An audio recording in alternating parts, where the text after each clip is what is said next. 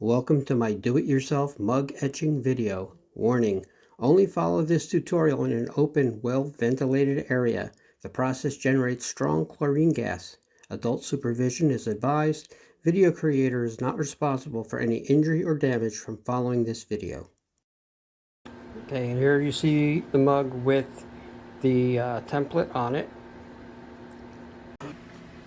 Okay, here you see I've got the positive lead clipped onto the metal mug. I have it hooked with a piece of paper around the back so as not to scuff the back of the metal cup.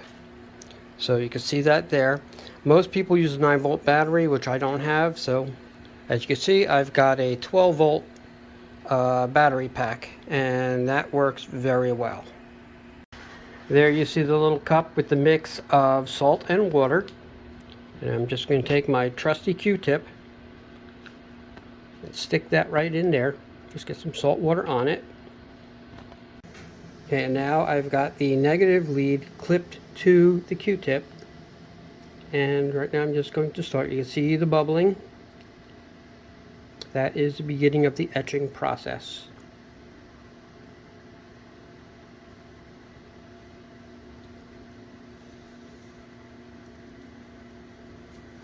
Here I went over it once and I took it and I rinsed off because it leaves like a yellowish color residue, yellow brown residue, and as you can see the Q-tip turns nice weird colors. So now what I'm going to do is I'm going to go ahead and give it a second time going over with a fresh Q-tip. Okay, this is after the second go around. You can see the yellow. I haven't rinsed it this time. I'm going to run it through one more time, give it a third shot. You know, this is after the third time, and I'm going to just take it over, rinse it, and then I will video the reveal.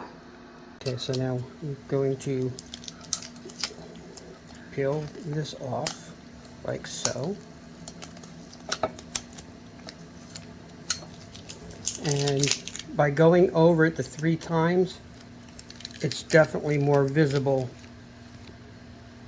than the other times, the other ones I've done. So far I think this one came out the best. I still have more tape to take off, but we'll see when I'm done. And now here you see the end result of this first side. Okay, and here it's set up for the second side. The hardest part with these things is getting the decals and putting them in place, because they're not exactly easy, especially when you have a curved surface. And here's a good example of when you've gone over it several times, you really get a nice buildup of the residue. And one of the things I forgot to mention earlier, I'll put a disclaimer in the beginning, is you want to try and avoid the fumes because they are chlorine. Be right back. And here you have a mom with superpowers.